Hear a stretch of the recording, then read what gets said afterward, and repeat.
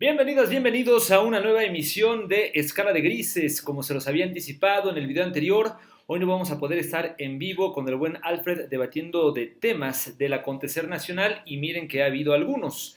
Nada más por mencionarles rápidamente, pues el presidente López Obrador hoy dio detalles de su visita a los Estados Unidos en los próximos días, es lo que quería decir, pero también algunos otros temas, como que por ejemplo una persona enferma de COVID-19 intentó salir del hospital en el que se encontraba.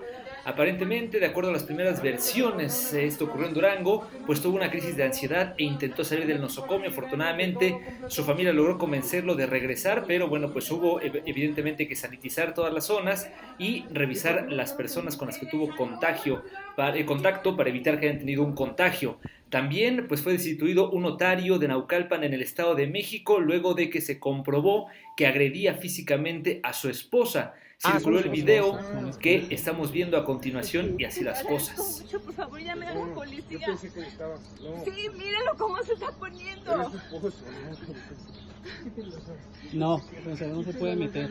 La llave. No pasa nada. Sí pasa, no me puedes sacar de ahí, Horacio. ¿Por qué no? Es mi casa. No es cierto. Disculpen, pensé que no sabía que... Dame las llaves. No te las voy a dar, es mi casa y no me puedes sacar de ahí. Dame las llaves. No te las voy a dar.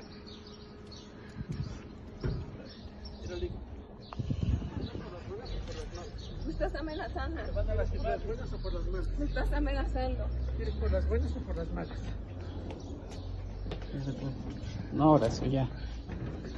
Que me dé las llaves. Ahorita te las va a dar, Horacio. No pueden hacer las cosas así. Es ahorita. No pueden hacer las cosas así. Sigue grabando. Déjame.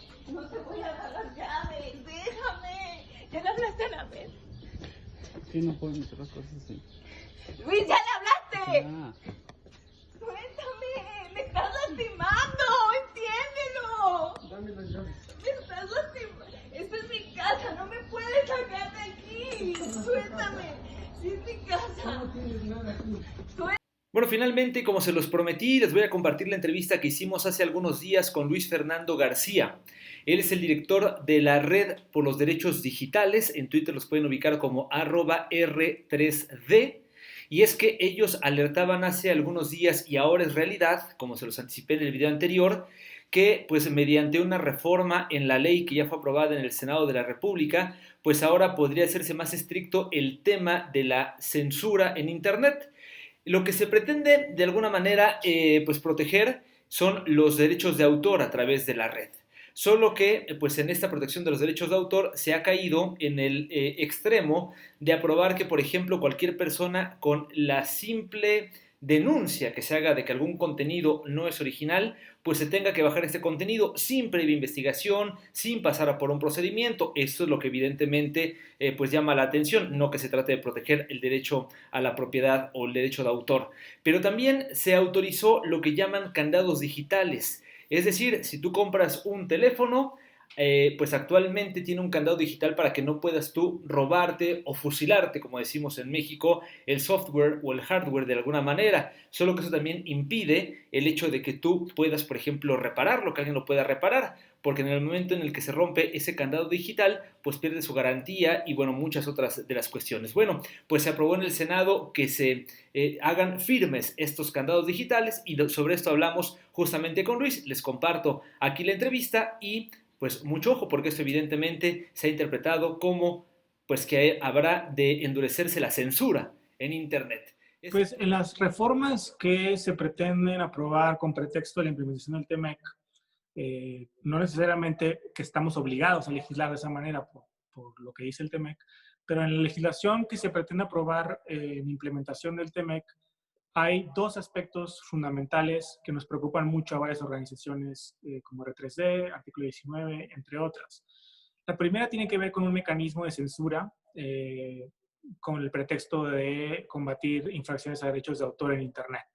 Básicamente lo que se pretende instaurar en México es un mecanismo a través del cual cualquier persona que alegue que un contenido en Internet viola sus derechos de autor pueda conseguir que este sea bajado de Internet, censurado, de manera automática, sin tener que probarlo y sin tener que acudir a una autoridad, ni que haya una orden judicial que haya determinado que determinado contenido en Internet viola derechos de autor. Es decir, este mecanismo que se conoce como de notificación y retirada implica que cuando una persona hace un aviso a un intermediario de Internet, como YouTube, como Twitter, como Facebook, Instagram, etcétera, diciendo que determinado contenido alojado o hecho accesible a partir de esa plataforma viola su derecho de autor, inmediatamente el intermediario de Internet, la compañía, debe bajar ese contenido.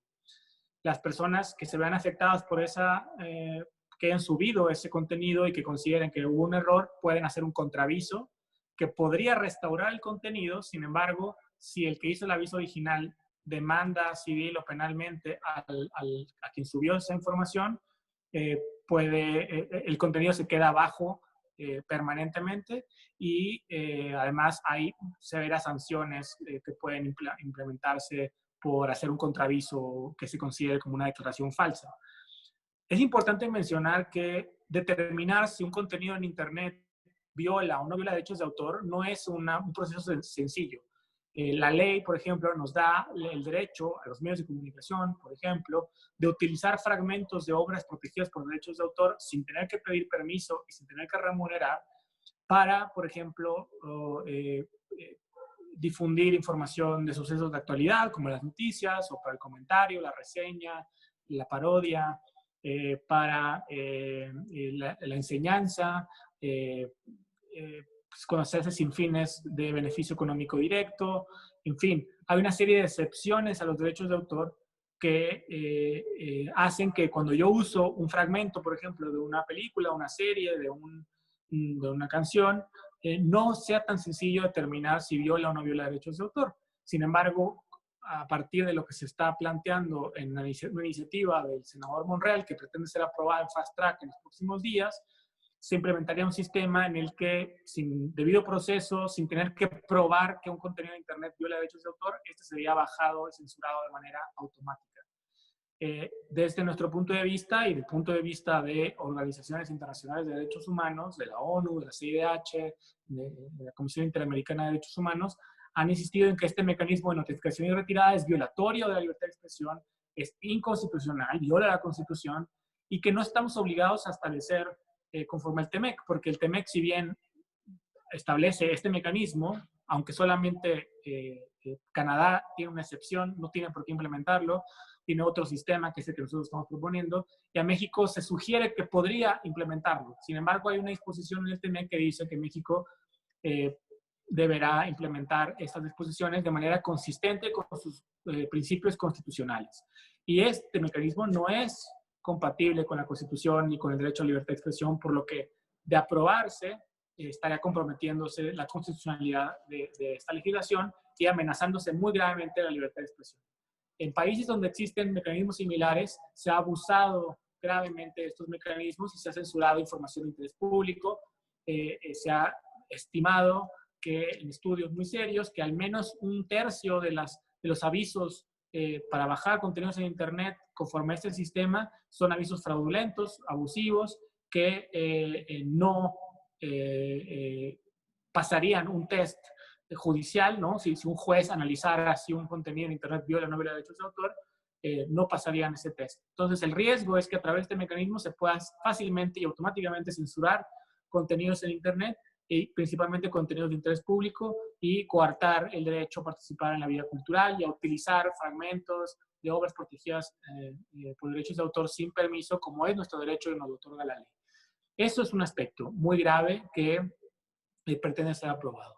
Y otro aspecto que también nos preocupa mucho es también reformas a la Ley Federal del Derecho de Autor y al Código Penal Federal, en donde se pretende criminalizar y sancionar gravemente, muy severamente, lo que se conoce como la elusión de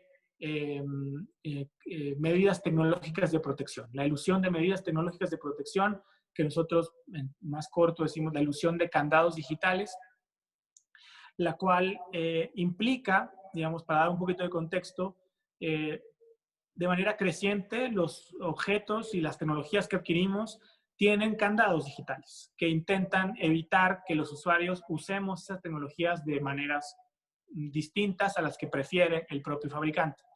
Inicialmente se utilizaban y se utilizan todavía, aunque no es el uso primordial, se utilizan para supuestamente intentar evitar infracciones a derechos de autor. Se pone, por ejemplo, en un DVD un candado para que no puedas copiar el contenido del DVD de manera sencilla. A pesar de que en muchas ocasiones es un derecho copiar los contenidos de un DVD, hay un derecho a la copia privada que está establecido en la ley, en donde si yo compro un DVD o un CD, tengo derecho a hacer una copia privada de el contenido de ese DVD. Sin embargo, los titulares de derechos de autor y los fabricantes de este tipo de herramientas y de bienes ponen estos candados digitales para tratar de dificultar la copia, reproducción o transmisión de información contenida en esos dispositivos, supuestamente para intentar evitar que luego sean transmitidos de manera, digamos, ilegal. Pero cabe mencionar, reiterar que hacer una copia sobre un DVD que yo adquirí legalmente es un derecho y de alguna manera, en este caso, no sería violatorio la piratería, sino que sería violatorio el eludir, el romper ese candado digital para hacer esa copia. Sin embargo, además de usar los candados digitales para supuestamente intentar evitar infracciones a derechos de autor, de manera creciente los candados digitales son utilizados para ejercer una manera de control sobre los usuarios de tecnología de maneras que afectan nuestra economía, nuestra libertad y nuestros derechos. Y doy varios ejemplos.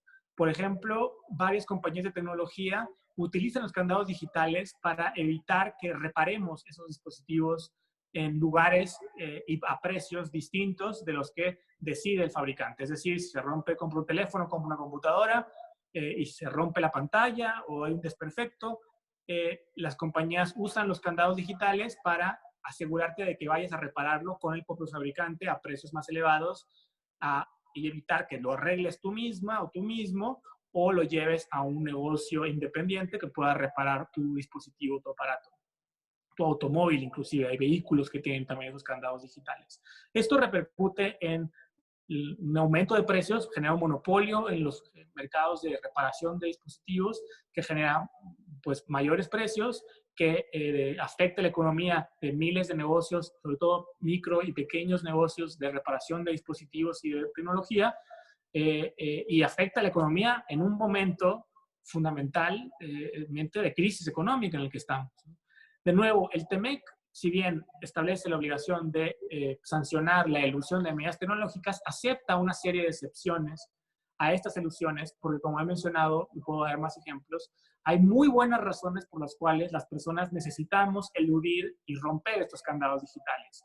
Y de la noche a la mañana, en unos días, podrían convertirse en delitos, inclusive acarreando penas de 10 años de prisión y multas millonarias que las personas que tenemos estos objetos o que nos dedicamos o se dedican a reparar objetos pueden verse enfrentados a ellas y afectarles de manera muy considerable.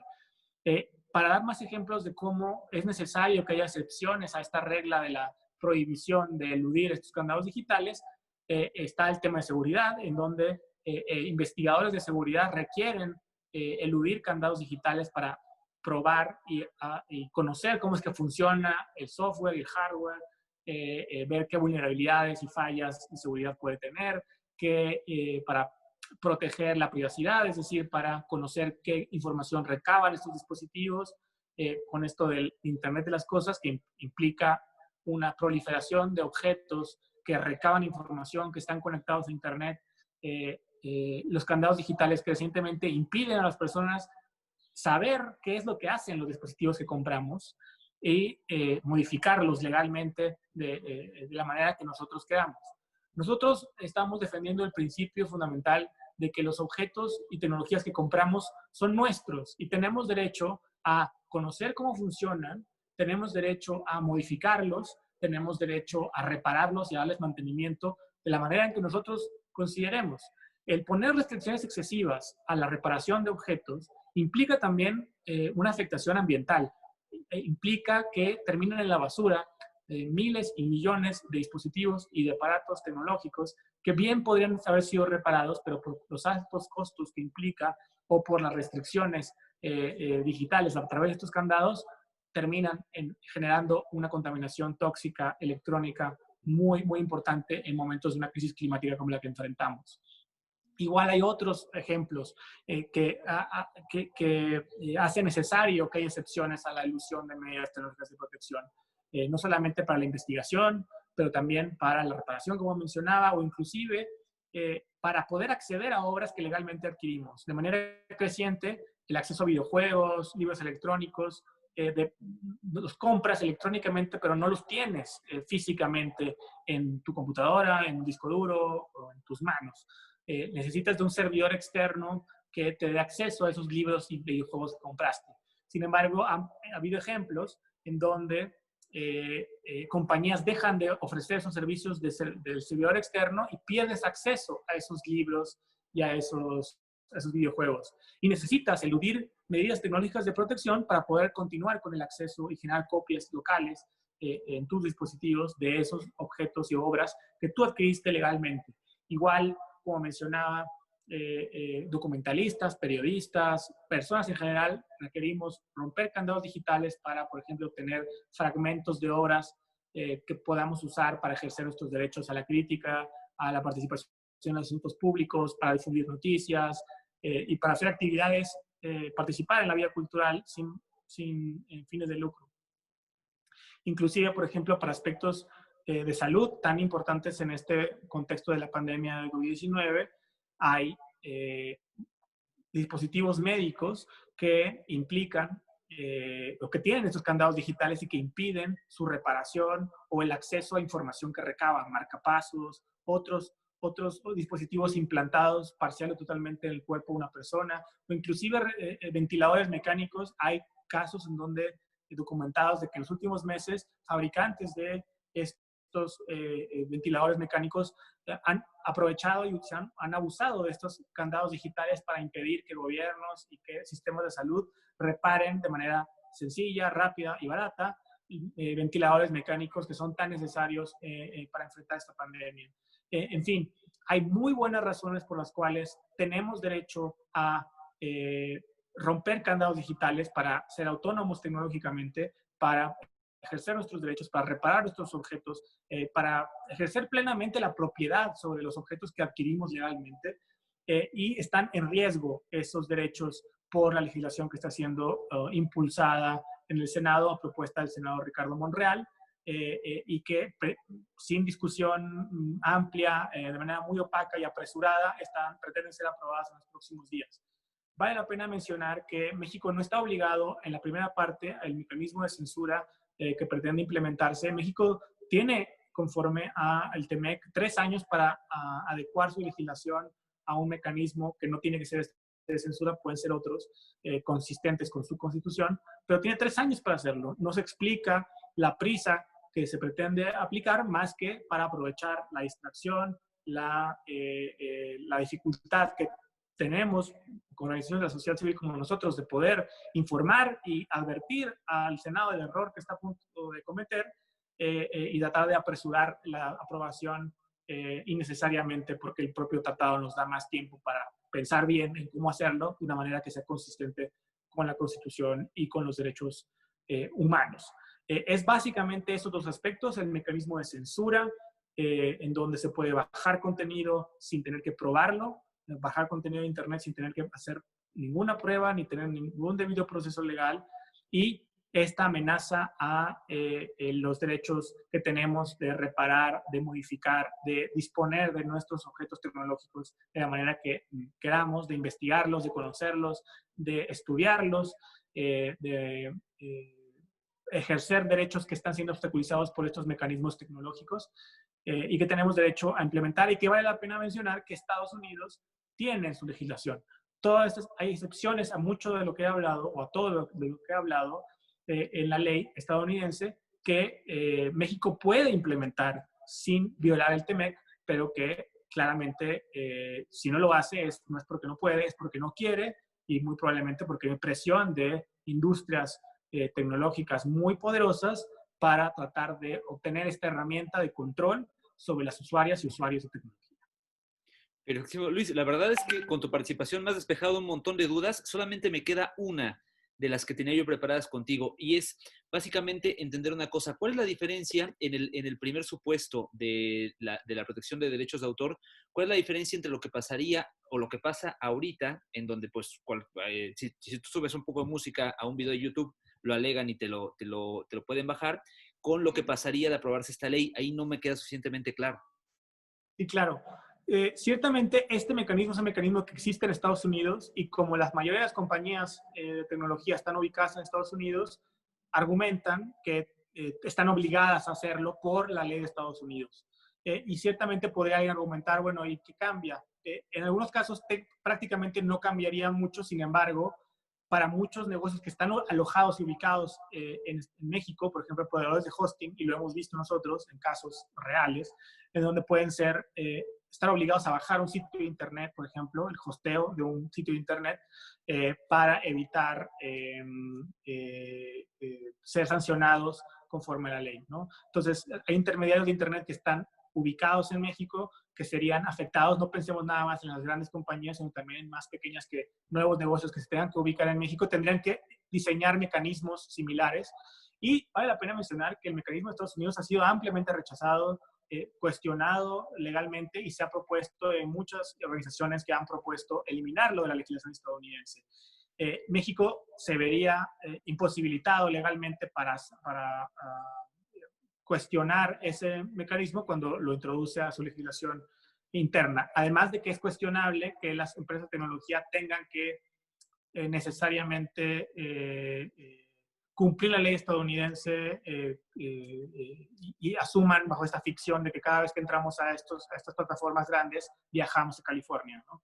Es una teoría legal muy cuestionable, que incluso muchas de esas empresas de tecnología no siguen. En Tailandia, en Turquía, en muchos países del mundo hay exigencias legales locales que estas compañías cumplen.